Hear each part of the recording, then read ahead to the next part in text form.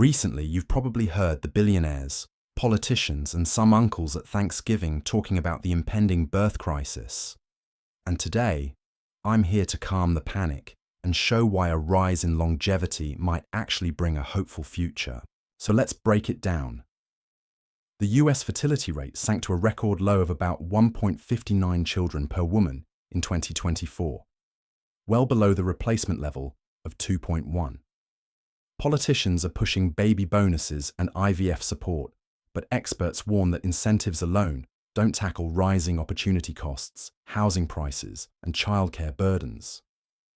Young Americans want more kids, but economic reality has many postponing parenthood well into their 30s or foregoing it entirely.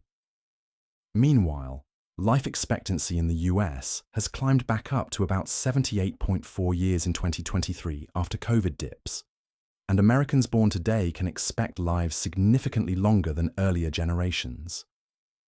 Globally, we're enjoying decades more life compared to our grandparents.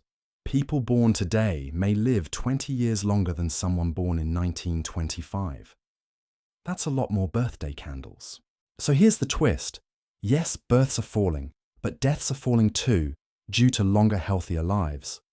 That means natural increase, births minus deaths, still keeps the US population growing, at least for now.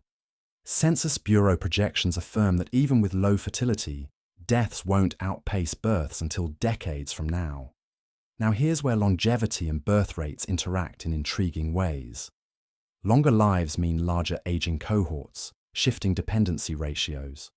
By 2040, Americans over 65 will double to about 80 million, and the number of Social Security beneficiaries per working individual will spike, replacing the 3.7 to 1 ratio of 1970 with roughly 2.1 to 1.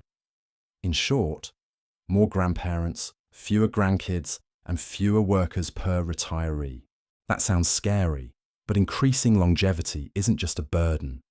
Research from Goldman Sachs and others suggests a healthier, longer living population can still fuel economic productivity if older people remain active and health span improves along with lifespan. Instead of shrinking societies, we could shift to multi-decade careers, flexible retirement, and lifelong learning. And here's the silver lining. Low fertility, paired with longer, healthier lives, opens a potential demographic dividend. Historically, that dividend arises when the working age share peaks, fewer young dependents, and fewer elderly dependents, boosting per capita growth if employment and education align. Think of East Asia's rapid economic expansion when fertility declined while the workforce swelled in mid-century. We could be entering a milder, sustained version of that in the West. Yes, dependency ratios will rise eventually as populations age, but in the near term, we enjoy the benefit of more years lived productively. So the birth crisis isn't a plague, it's a demographic signal. And increasing longevity means that signal plays out slower, giving society time to adapt rather than collapsing under it. So to ease some tension at the Thanksgiving table, fewer babies don't have to spell doom, especially if we live longer, healthier lives. Imagine grandparents working in their 70s delivering packages, older adults launching startups at 80, multiple generations sharing wisdom and income. That helps offset birth declines too. To sum up, yes, births are low. Yes, the population is aging. But longevity is the wild card that reshapes the equation. With smart policies on immigration, flexible work, lifelong health, and education, the combination of longer lives and slower births offers an opportunity, not a crisis. We're not heading for depopulation doom.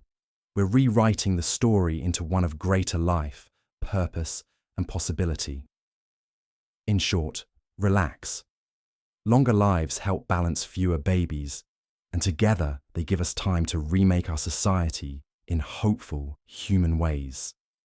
And hey, more birthdays means more cake, right?